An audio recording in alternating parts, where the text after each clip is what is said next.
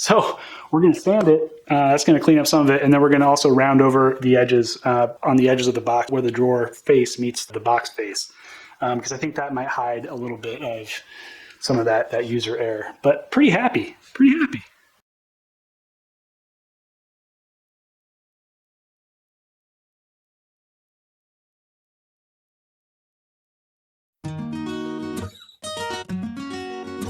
You know, they taught you about how when you cut wood, sometimes it releases the spring.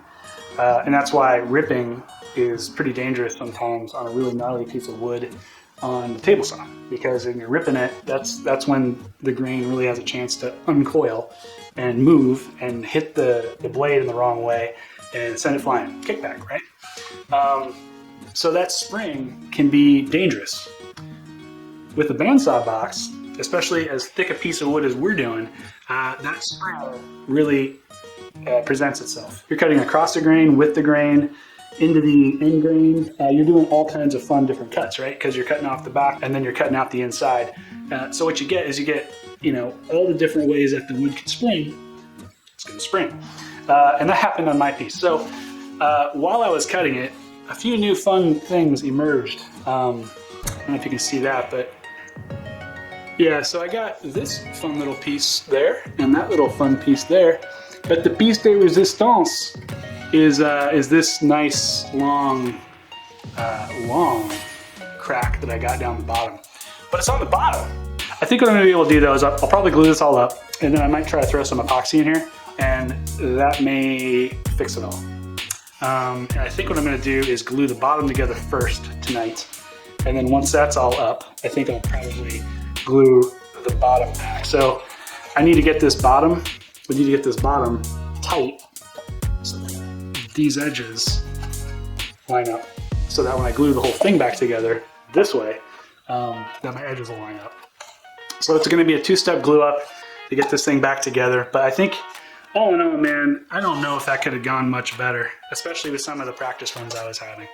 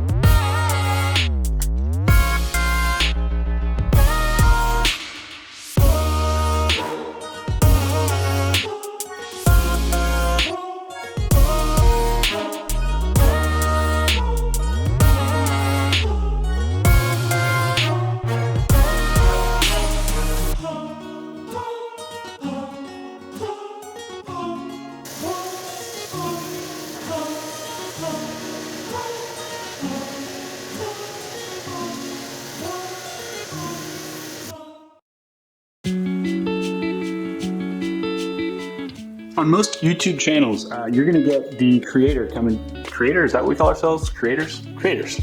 I'm Ben, I'm a creator. Oh, that sounds weirdly biblical. Okay, but so you're gonna get some pro tips from these creators. And they're gonna show you, hey, I do this, I learned this in my education about woodworking, and this is something that everybody who does this professionally knows, but they don't tell you. That's a pro tip. I don't have that, so what I'm gonna give you is that's a kind of a neat amateur tip. I have a couple of cracks I just can't quite seem to get rid of on the end grains, and that is how it's going to be, I think, because as we discussed earlier, the wood sprang all kinds of weird, crazy ways when I was doing the bandsaw box, because it's just, you're cutting every single way into this box and you're gonna get some sting. What I can do is I can actually use a little trick, and here's your amateur tip of the day. You take a little bit of the glue and you just put a little dot, little tiny dot. I don't know if you can see that, but boom, little dot, like that, like that. Yes. You get your sandpaper, scrappy sandpaper, and you just kind of do this with the grain. And that's it. Essentially what that did is it had the glue there ready to go, right? Just sitting on there, just hand glue. And then you take some sandpaper, you rub it across. It creates sawdust that mixes with the glue, and then the sandpaper just sort of presses it in there. So you essentially make your own perfect wood paste. It's exactly the same wood from your project that's going into that little crevice. And then the glue is just like sealing it in there. The other thing about that is your finish is actually going to adhere to it or go into it or mix with it, and it's going to actually be a pretty dang good crack concealer.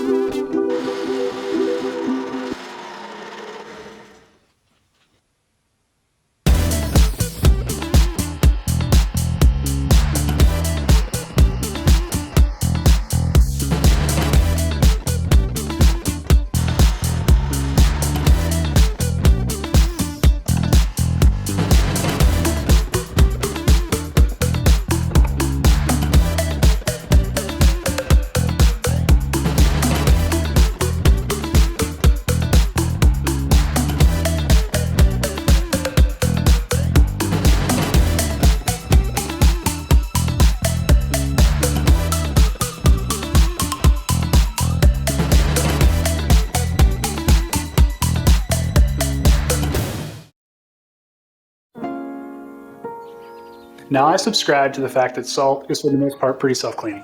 I'm totally fine, you know, throwing your fingers into the salt, taking it out, throwing it on food. And I think that's what most chefs do, to be honest with you. So I was gonna originally just have canisters for the salt, but I think I'm actually gonna have enough room where I can have like a little cavity that could house a little spoon. And I could have the spoon be a little contrasting color, and I think that might be kind of nice. I can have my little areas for the salt, and I can have my little spoon. You pull out the drawer, you get this little spoon, you put it on a little salt. Kind of nice, right? So I think I'm gonna try to do that. And so for that, I think what I'm gonna do is use my round over bit to kind of make a scoop and some wood, and then I'm gonna cut out a little spoon. You're gonna notice that's a fairly, you know, large bit. That's a half shank, so I've got to use a big router to do that. I've got to use my big plunge router. And routers terrify me. And they should terrify you, and they should terrify everybody that does woodworking, because that is a powerful motor with, you know, something like this, or maybe even bigger. This is going at 20,000 RPMs, maybe a little bit less. And if this gets away from you, if you lose control, you're done, man. It is scary and fast, and there's nothing you can do about it. I had a router accident last year. And so I can tell you firsthand that you cannot control a router once it gets loose, especially when you've got a large bit in that and maybe you're running it too fast. So for this little tiny spoon, I'm actually gonna route out the cavity for the scoop in a big board. So I have lots of control. I can clamp it down on my workbench. I can use my straight edge guide. I can use my plunge router, and I can really have a lot of control. And then after that, I'm gonna cut out the spoon and sand it down and shape it and do all that. Because there's just no way. There's no way I'm going to cut out a little spoon-sized piece of wood and try to route inside of that. And I'm gonna do that in birch, probably birch. So that's a little bit contrasting to the rest of what I got going on at the drawer. So it'll have a little bit of design language. Yeah, I said design language.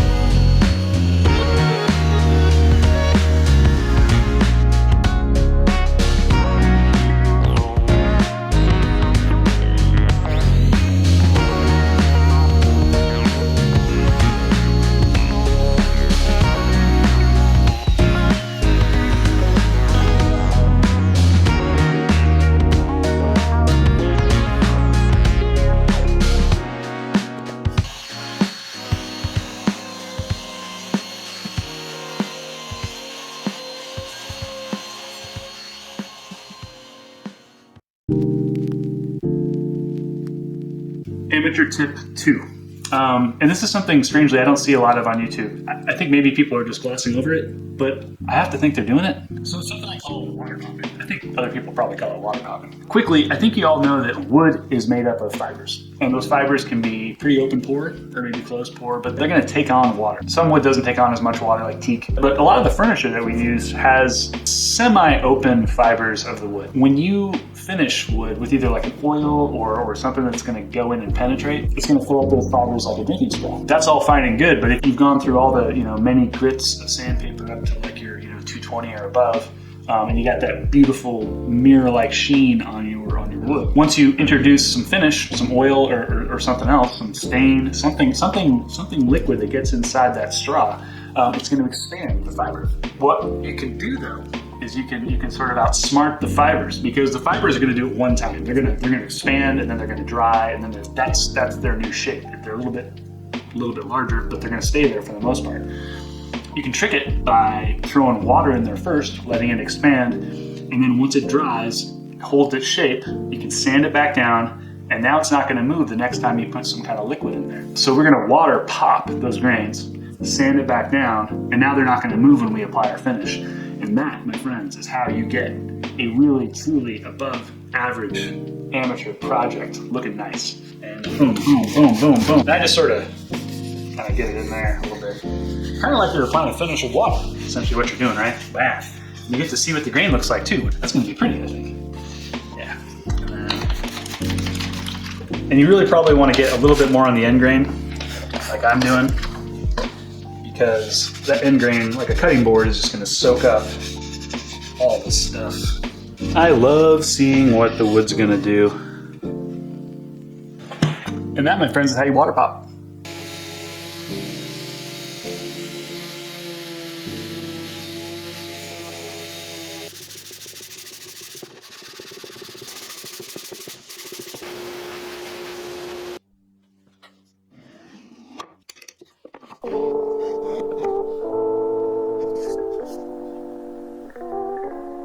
Now, I don't profess to know a ton about finishing.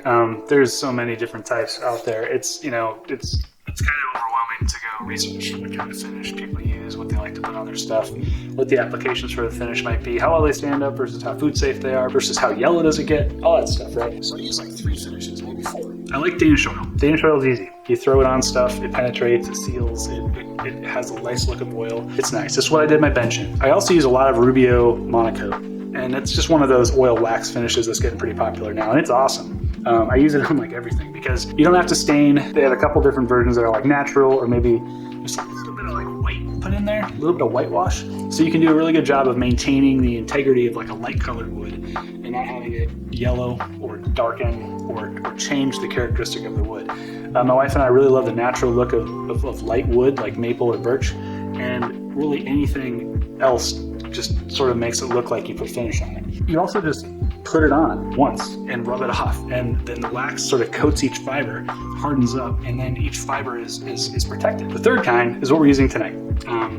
It goes on anything that is going to touch food, because I don't want anything poisonous or toxic to leach into food to kill my family or guests I have over. That's not the Northwest man way.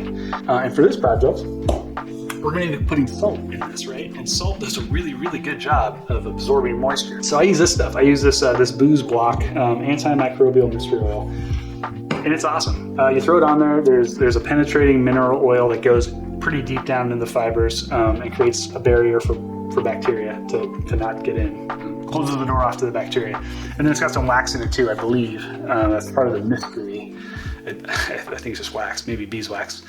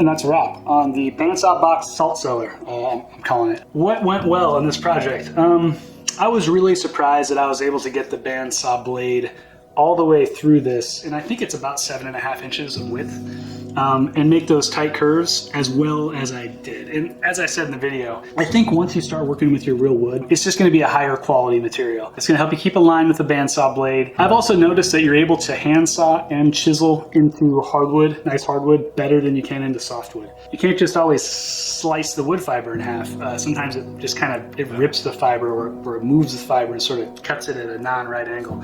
But when you use a hardwood or a nice piece of wood, I find that it's actually a lot easier to get the nice cut. What didn't work well, we already talked about it at length. There was some wood movement. I got some cracks and fissures and things in here. But the epoxy and the wood filler stick I used worked really well. And the oil finish just went in and it just made it basically like a black crack or a black fissure. And it looks kind of cool, I think. I turned a negative into a positive on that one. The little spoon works really well. I'm glad I did this.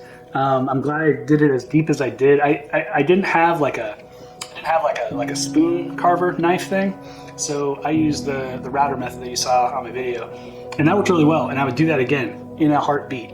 Same thing.